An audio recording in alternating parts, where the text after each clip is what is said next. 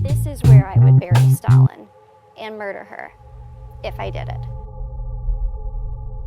Now all I have to do is roll her into the grave, cover it up, and make sure I take everything with me. Yeah, I sort of wish there was that strong female lead. Someone likable. I just can't sit back and wait for permission from some guy to make a movie. You know, nobody wants you to make a movie as much as you want to make one yourself. Just make it happen. I would walk people through how I would commit the perfect murder. You my scary girl? I'm scouting locations for the next scene of the film. Ground floor apartment, perfect. I'll come back later when it's time to complete the next step, breaking and entering when the occupant is home. Lean in, baby. Murder is probably not realistically depicted on television, so I would do some Googling first. All the best serial killers are unpredictable. They look at the criminal profile they're forming, and they strike outside of it. I could unwittingly reveal too much about myself psychologically by my choice of targets. It's pretty clever, right? There's no movie that is worth hurting someone for. There are just real benefits to killing a bad person. If you get a good movie out of it, that's an additional advantage. I'm so good at murdering, it just sucks that I can't get the credit for it. You're not gonna stop me. You can't anticipate me. You can't predict me. I'm living my best life.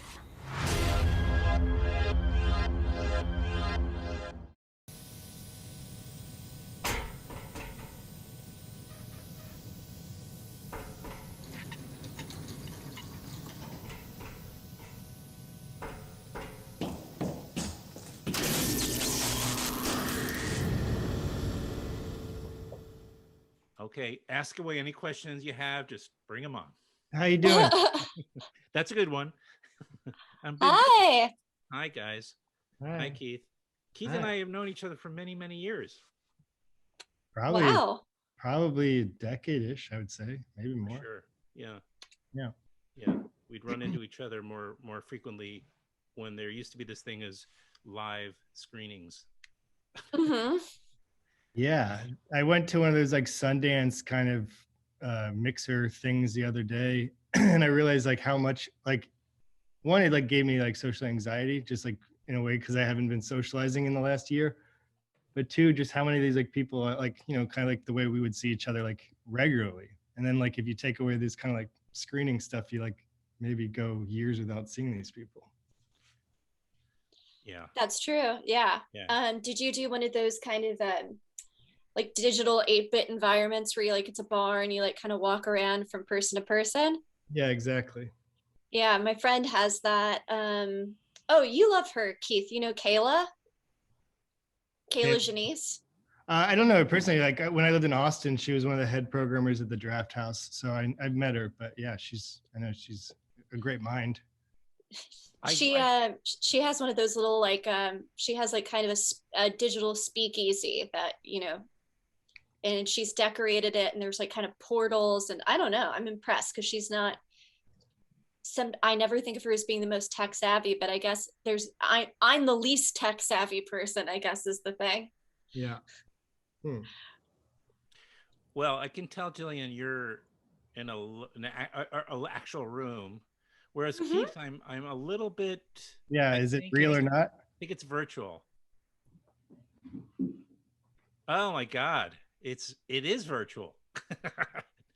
Okay, where are you? What is that? I'm a part. Well, I've been. Well, I probably shouldn't say this publicly. I'm apartment sitting, but I don't think the people actually know that I'm still here.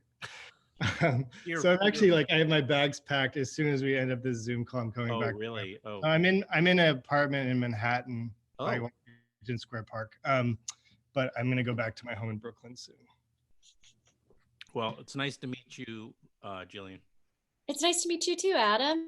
Yeah, I'm glad for the occasion, and I rewatched I Blame Society.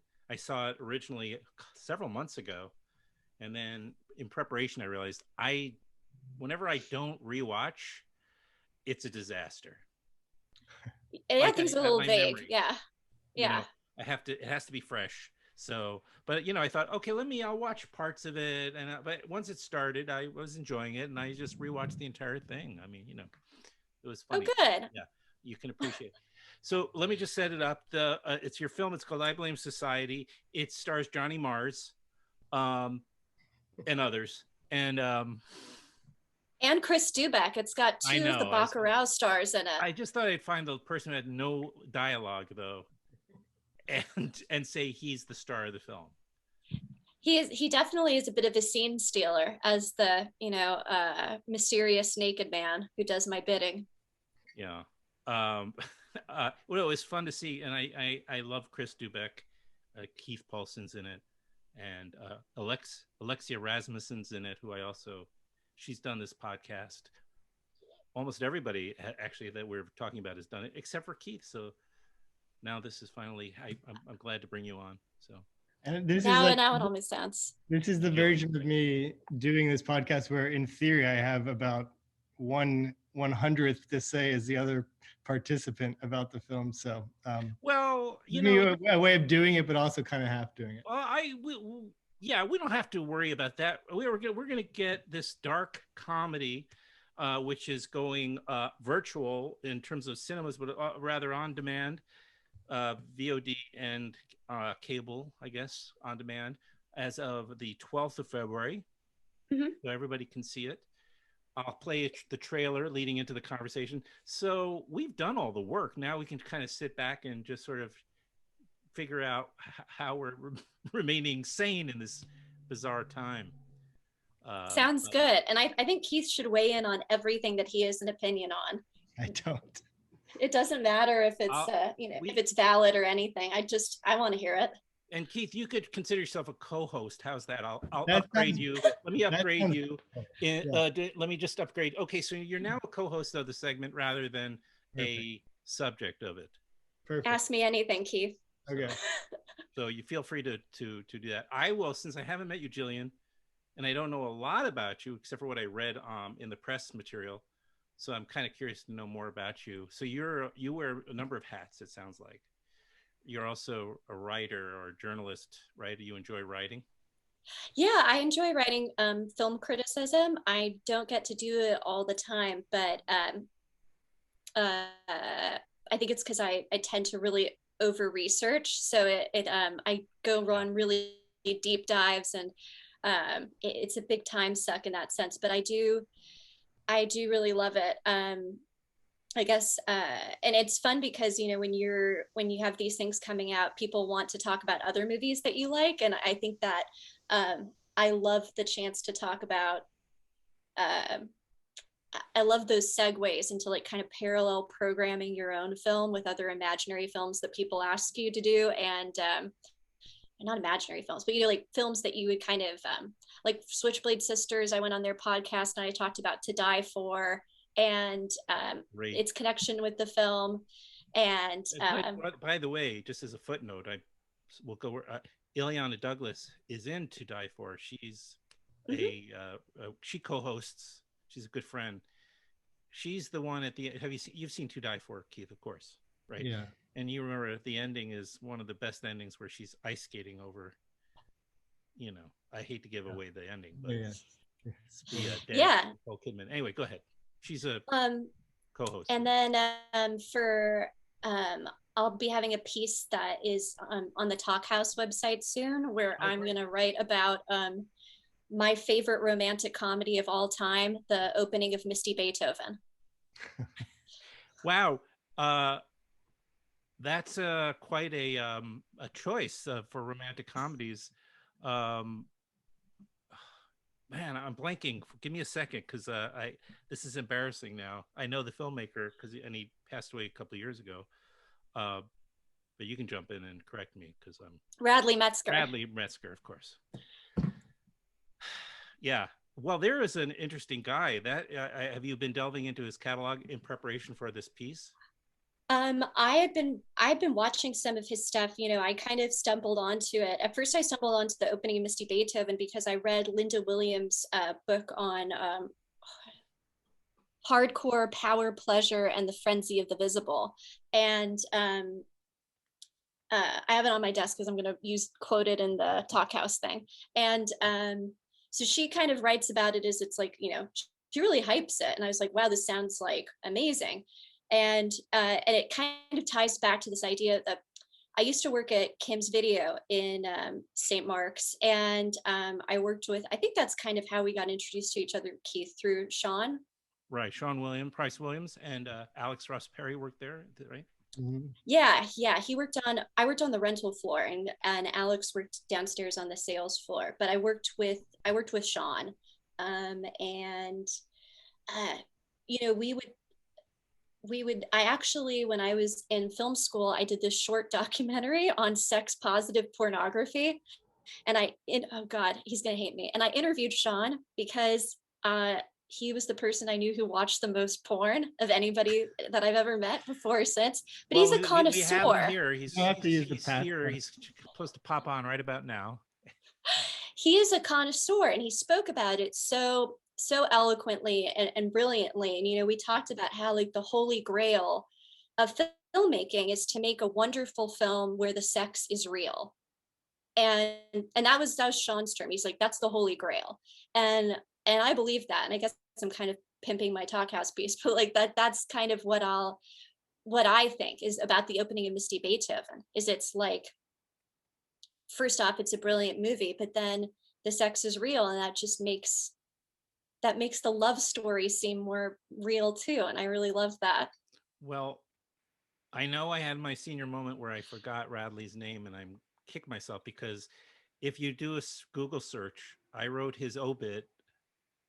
Now I'm really embarrassing myself, but I wrote his obit for Filmmaker magazine, and I've had lunch with him a number of times. But Oh my gosh, that's another time, But anyway, we'll talk about that some other time. But Keith, it's time for you to jump in on the opening of Misty Beethoven. Yeah, or any other stuff. Wow, so I'm excited to read what you have to say about it. We'll reconvene after the article comes out. Okay. Well, I guess I'm starting to see how these things inform the making of I Blame Society. Because that's true. There's the obsession with verisimilitude and making things real. Right. Yeah. Real sex and real love. Yeah. Was there any point? Having said that, well, it's okay to say it's a completely fiction film, but then maybe I'm wrong, or maybe that's a spoiler in a weird way. The spoiler is that I'm going to end up killing people in real life. That's the spoiler. Well, where did the seed of this come from? It came from a real life incident where I was in a bar with a couple friends, and they told me that they thought that I would make a good murderer. So that compliment is 100% true. It really happened. And in our discussion about what I bring to the table of murdering, the ideas of like, you have a vision of how to create a project and finish it, see it through to the end, be self-motivated, be resourceful, be able to work around obstacles and improvise, and to not let self-doubt slow you down and end up, hampering you and disintegrating the project being murder. Mm-hmm. It became apparent that those are the same characteristics that make a good director. So that was also the second part that intrigued me, is the connection. Mm-hmm. What was there? Well, that's how you've ended up rationalizing it or explaining it. But how your friends at the bar, what was their rationalization for saying that about you? That's what they said. They were like, okay. They said that. Yeah, no, it's not just me like copiously complimenting myself. Like somebody actually did say all of this stuff. They were like, you're, they said it, it's in the film, it's in the, and those are the people who did give me the compliment, like putting them on the spot, making them recreate that. They said that I you know, when I had an idea, I could stick to it and see it all the way through. And that I have the courage of my convictions. You know, before I make a decision, I really reflect on it. And then when I've Methodical. weighed, yeah, methodical. And when I weigh the consequences and I decide to move forward, there's very little room for second guessing because I believe that I've thought it through completely in the first place. So That is a good, it is easy. right. A lot of doing a film, especially on a budget, I guess, is as much homework and as much advanced work you can do as possible will make that production go smoothly, fewer hitches, right?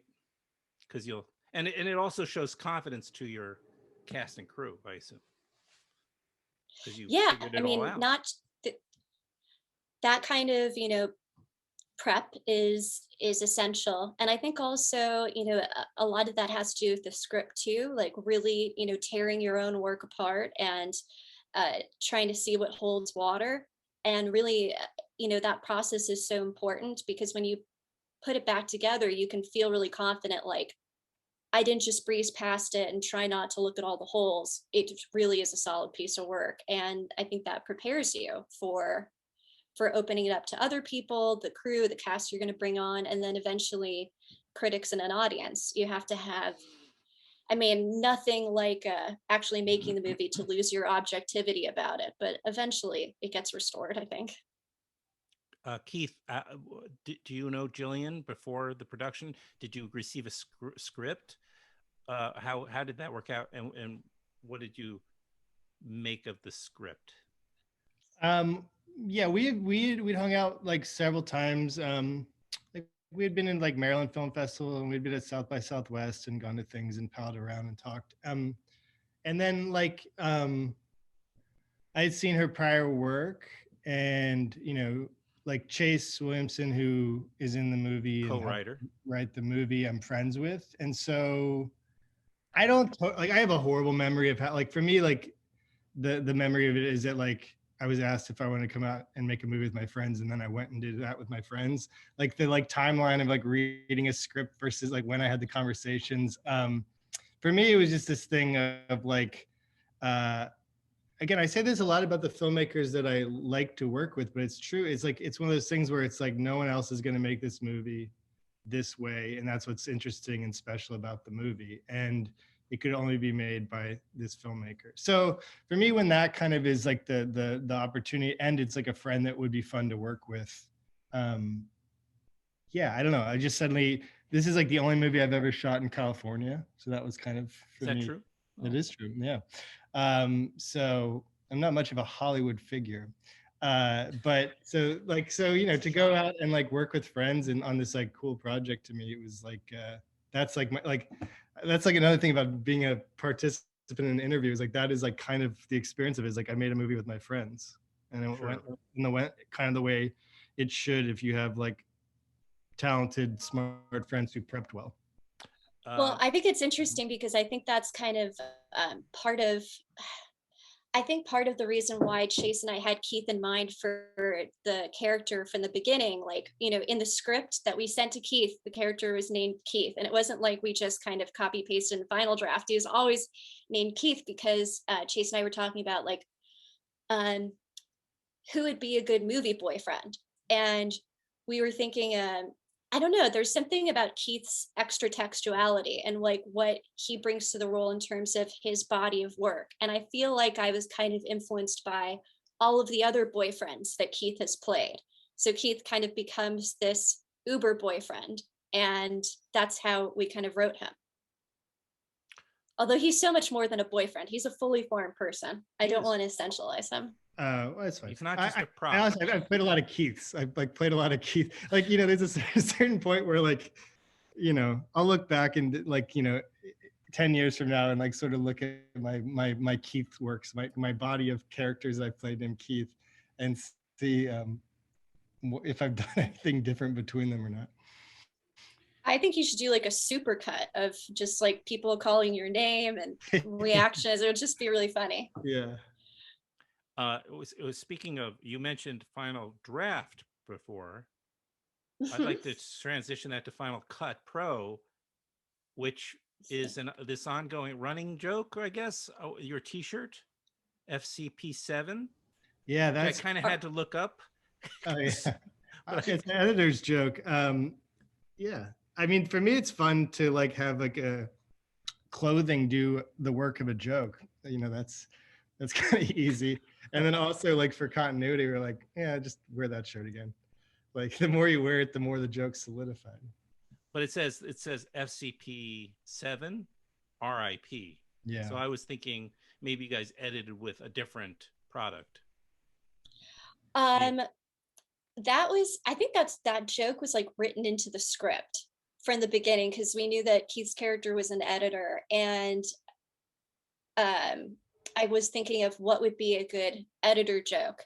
And the thing is that after FCP7, I believe, comes FCPX, and people found that paradigm shift to be incredibly disturbing, and they thought, it's a very hipster reaction that it was so much better before.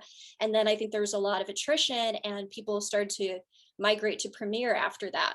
So weirdly though, I thought we were going to edit the film on Premiere, but our editor ended up being an Avid person, so that was very strange. So we actually did edit the film on Avid, the gray lady of editing software.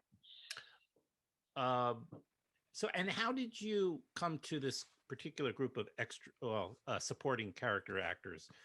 Because they are, they know each other. They work together over the years. I'm talking again about, I don't know some of them, but I do know Johnny from my visits to South by over the years. I know Chris very well.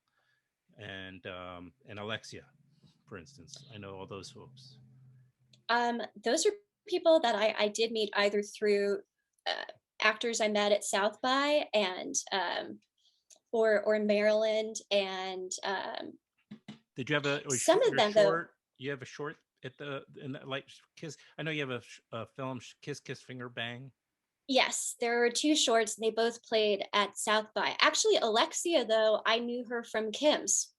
Oh, so these are things that she didn't work there. She was just a frequent customer. Okay. And so, yeah, I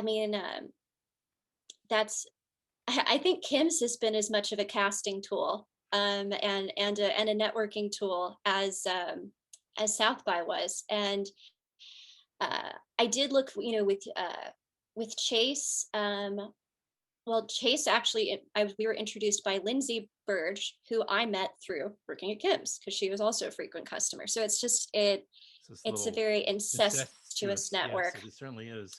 We should have invited. In reflection, I apologize for not. If Chase is watching, which maybe he would be after the fact, not during this because we're not live, but maybe I should offer my apologies, and we'll make up for that.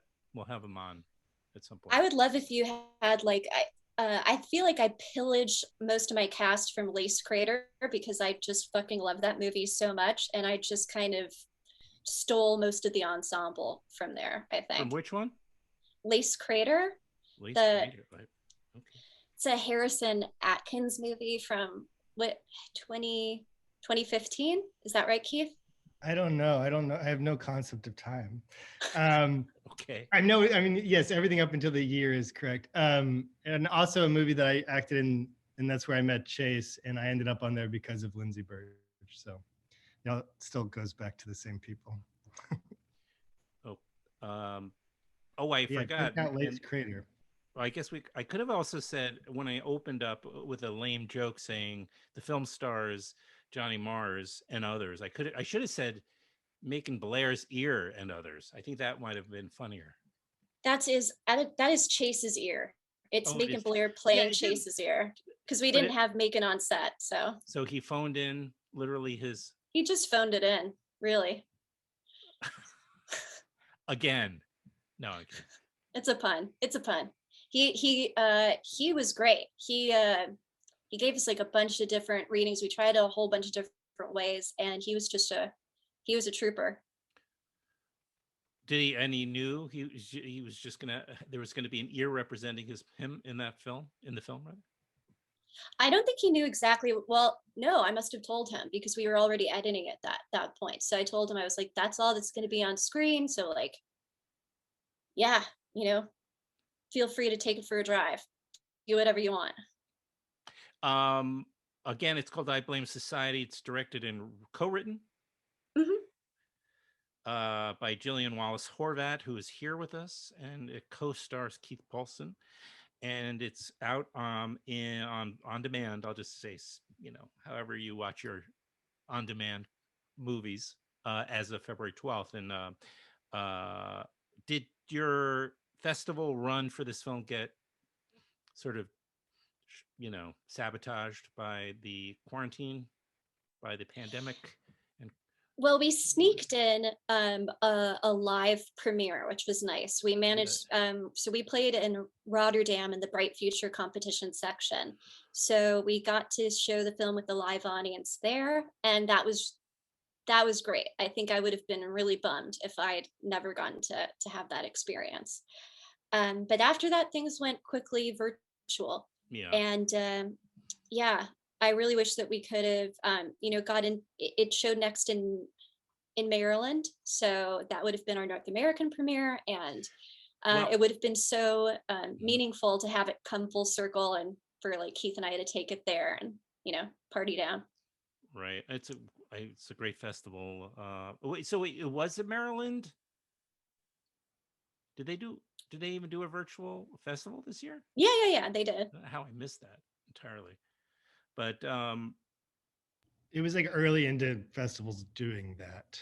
Right. Like, it was like last May. So now that I feel like it's become more you expected, but they were the first one I knew that was kind of really doing it. Well, I was kind of worried about that particular festival because of the size of it and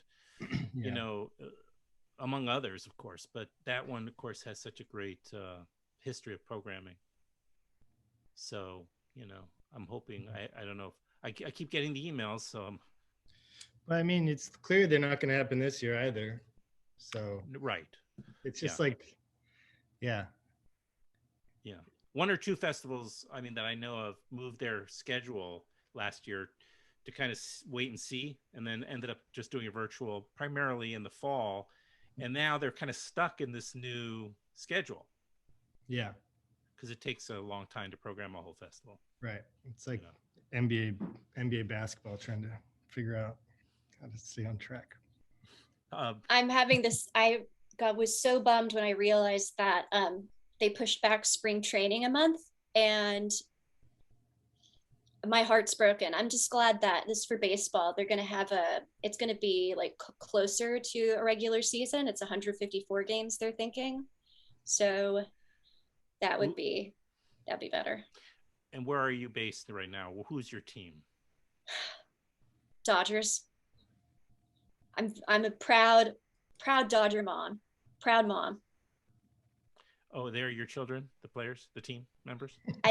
Cody Bellinger is my son, actually. I decided to adopt him when he was a rookie. I took a shine to him, and I've always thought of him as my son, even though I'm probably like 12 years older than him or something. But that's okay. That's how I feel towards him. They're just boys. I love them so much. I really do. It's strange, like when you get older, like looking at athletes, because I'm just in awe of them. Like I find professional athletes so much more impressive than most, most things for whatever reason. But like I'll see like on watching a basketball game and like Andre Drummond, this big center, I think's on the Cavs playing. And I was like, this guy looks like he's like 50 years old. Like to me, he just like looked like my elder statesman. And I looked him up, and he was to the day 10 years younger than me, like a full decade younger. And I thought he looked like this like guy I could really look up to in life.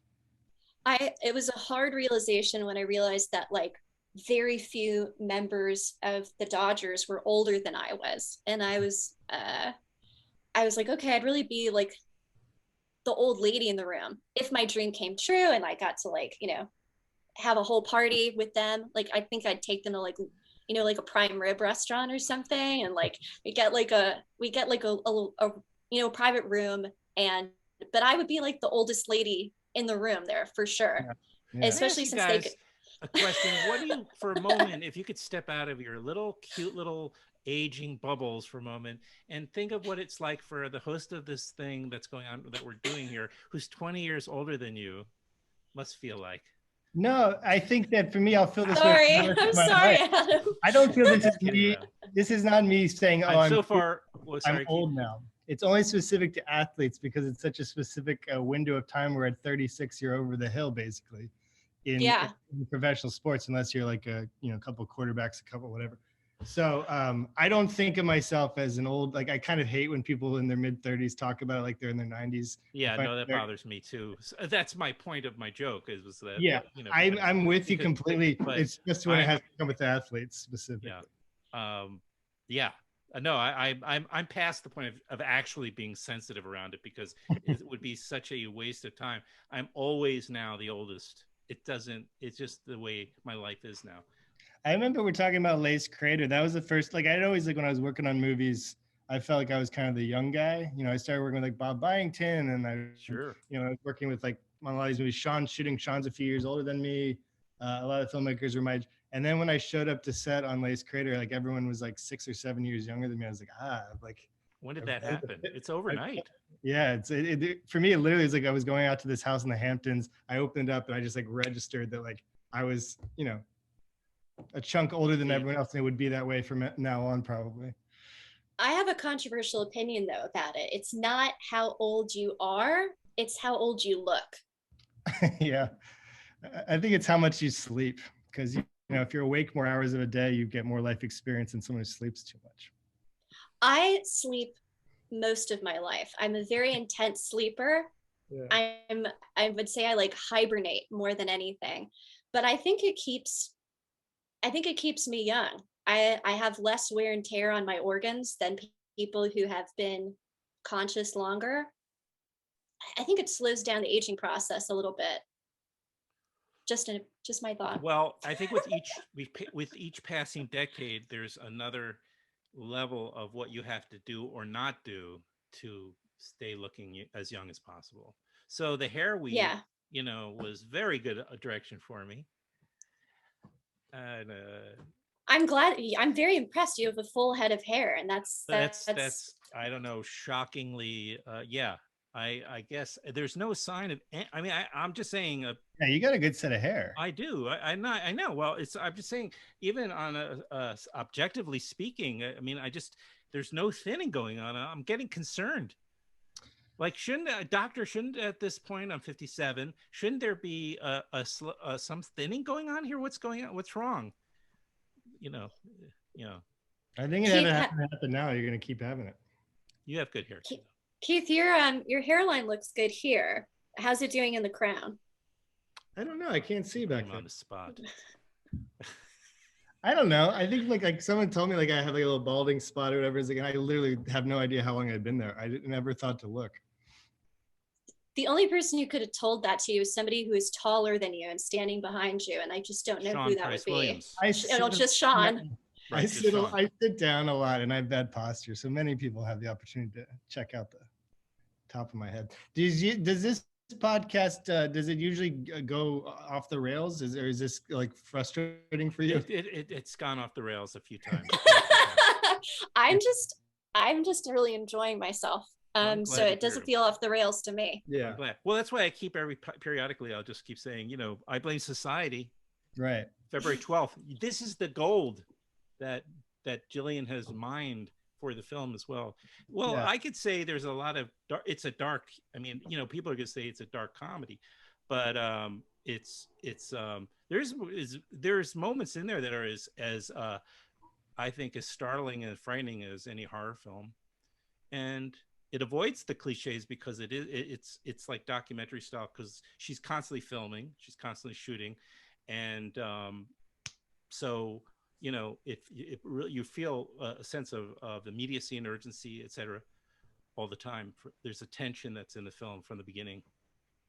Because of I'm really glad to hear that you felt that way. I definitely wanted people to be kind of vacillating between like being just plain like entertained, swept up in the story, maybe laughing at the jokes, and then being discomfited by the disturbing turn that the story was taking, and potentially their complicity in either her journey and like rooting for her or sympathizing with her. or complicity on the other side, and maybe they feel antagonistically towards her, and kind of examining why they feel that way as well.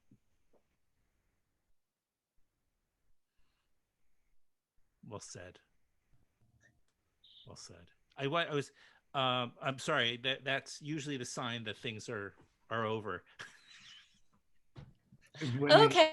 No, I'm kidding. I'm just teasing. But the pause is maybe it is a good place. I should just say that just so you know, and I don't think this will help you in any way, but Radley, in the dead of winter, a couple of times I met with him and somebody. Again, this I'll tell you about some other time if we get a chance to talk. But he would show up in the dead of winter in just his shirt sleeves. Like, he would not wear a coat. I went to high school with guys like that. He was very good looking. Speaking of which, also good head of hair right to the end. But he would just not wear a winter coat or any. He would just show up in his sleeves, in his shirt. He was a New Yorker, right? He lived like in the Upper West Side. Yeah. I mean, I think about this now. Like I go outside right now. I'm gonna wear a coat or whatever like that. But like New York, I feel like isn't that cold. Like this is like it's just cold for too long. Well, do you know what I mean? think if you get caught in like the tunnels, though, like these wind tunnels that happen. That's the thing. I mean, I'm not going to go outside in a t-shirt. I think that's like an insanely tough. But if you're frail, he was frail and at the end, it was in his last couple of years. I mean, he was very handsome and, healthy guy. And then at a certain point, well into his 80s, like anybody, it just happens where you start to become more frail. And yet he was like, why are you just put on a coat, man? Just come on. Maybe the coat for was our sake, if not for yours. I just don't want to worry about you. Maybe the coat was too heavy for his frail body, I wonder, did Radley Metzger look like? Did he have a physical resemblance to Jamie Gillis? Because I kind of imagine them having like a similar vibe in that way. If this like what you like, there's virile Jewish man kind of thing. There's great stuff. I will. I have some great audio, and it's a longer story. I now I'm feeling like I'm an idiot because I keep sort of saying I'll tell you later, but we were all talking about doing a possible documentary about him, and so, but I got some great material. There's just so little of it, he just but there was a retrospective a few years before at the what they used to call Film Society at Lincoln Center. They did a retrospective of his, which I think is amazing. But they probably didn't show Misty Beethoven, but because he had all these erotic films, but they were truly, artistic and had great, just amazing characters and actors, and he had like a really beautiful sense of filmmaking and quite a visual palette, that he used. He is a great writer. I think that, like, to me, I'm surprised they wouldn't show the opening of Misty Beethoven, because I really think it's his masterpiece. And it kind of, I think of all his films, it has like something of like a Lubitsch touch to it, not just like, this kind of drawing room elegance and beautiful, articulate people, and also kind of a little bit of like a Yiddish quality to it, of a kind of a Second Avenue sense of humor. Yeah. I think that's true. But he was I really appreciated him because he defended his art. He defended his films as art, and there was occasionally some pushback by, uptight personalities, media personalities, whomever. And he was so intelligent and articulate and impassioned, and he really believed in what he was doing. And so he was very good at defending his art. I mean, I think that those films are really useful tools for filmmakers today as well to look at, in terms of seeing how to tell a story that is transgressive and taboo breaking,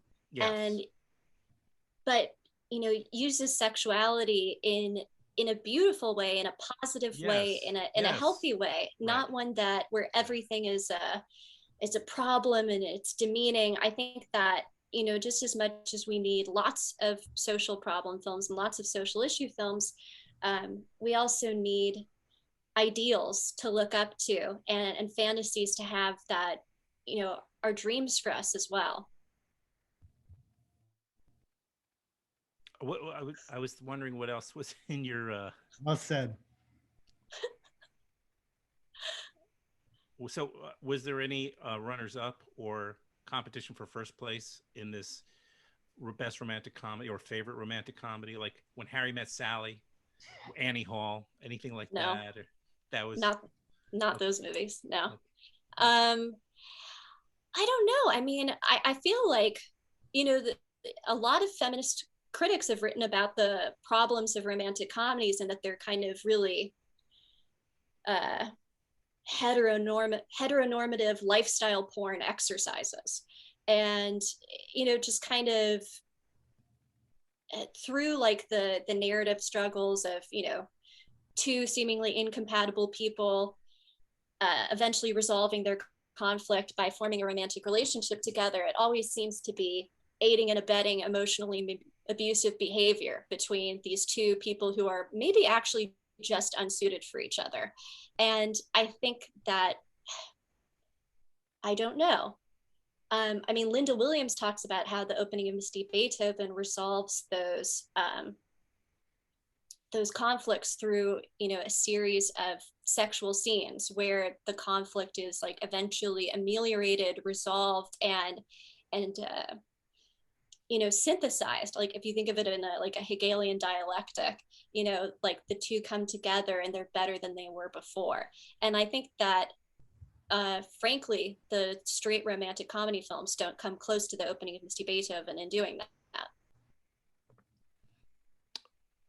Well, they're kind of cynically made for one thing. What, right? Well, who wants that? That's Yeah. It's a romantic comedy. It's, you know, There's it's like it's supposed to be a you know, a confection and a dream, and I don't know. Cynicism is like, well, I don't know, pissing in the chocolate. The marketing of these films was it's just good that seems to be that genre, that particular type of romantic comedy. That genre is gone for the most part. When Matthew McConaughey put his foot down and decided he was never going to make any more of them. I guess, you know, it's funny. The last romantic comedy that I can think of actually seeing, it was very cynical, but I guess that was a bit of a surprise, and I was kind of moved by it. It was Trainwreck. I think that's the last one I saw. Oh, is that? There's Amy Schumer one. Amy Schumer, right? Yeah.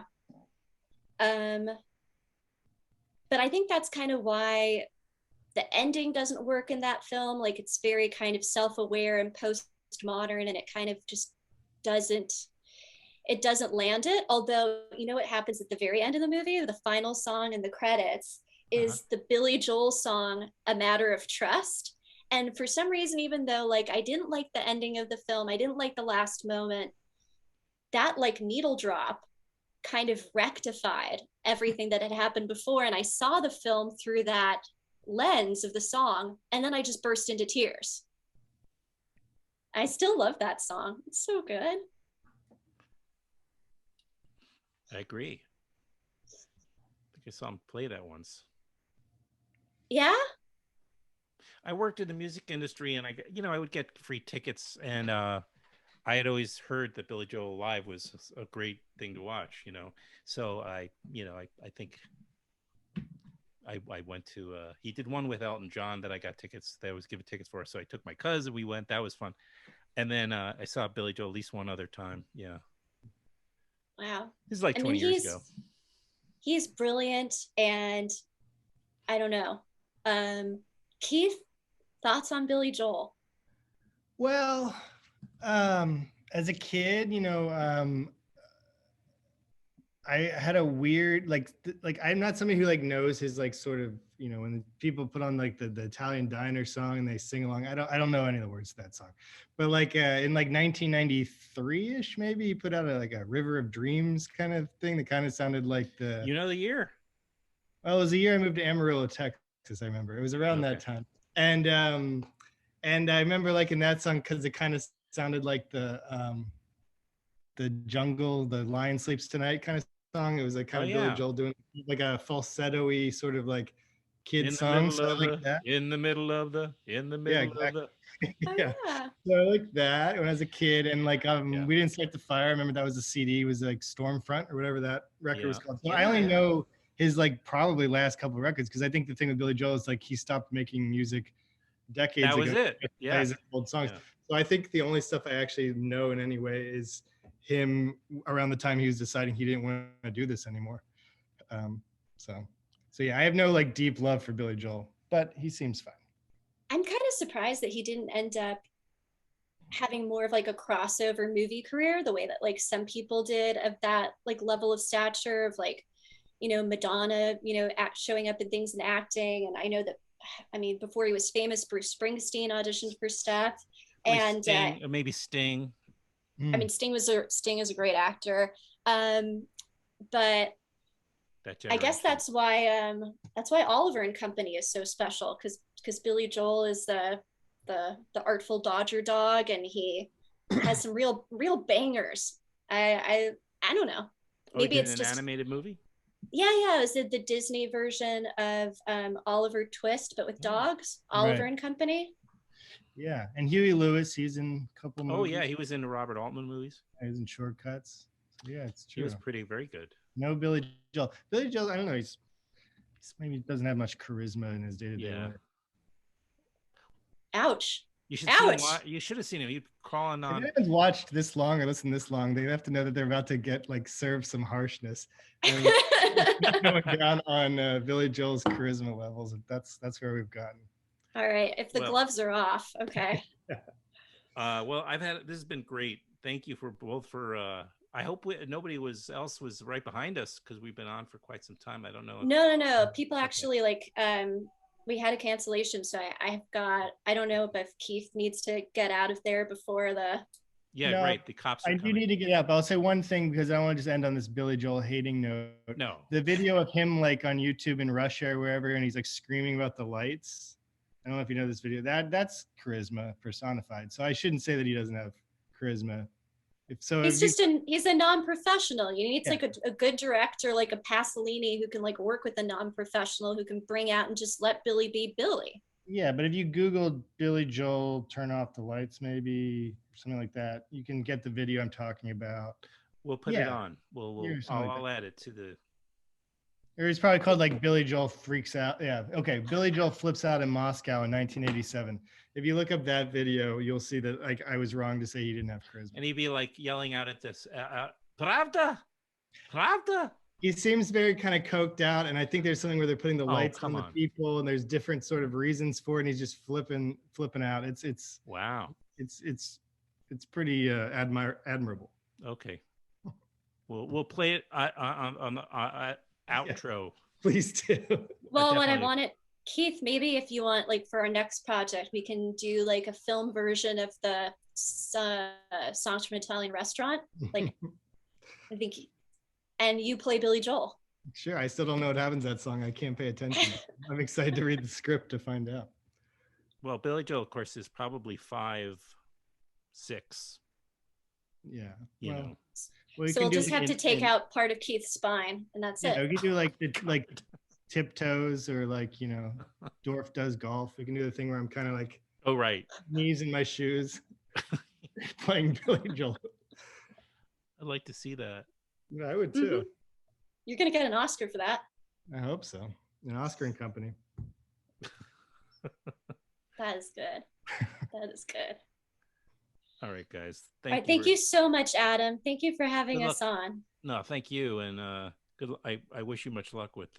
I know it's a big deal for you. It's your first feature. It's a big deal. Yeah. So if you're watching or listening, support independent films. Support Gillian, and you know it's important.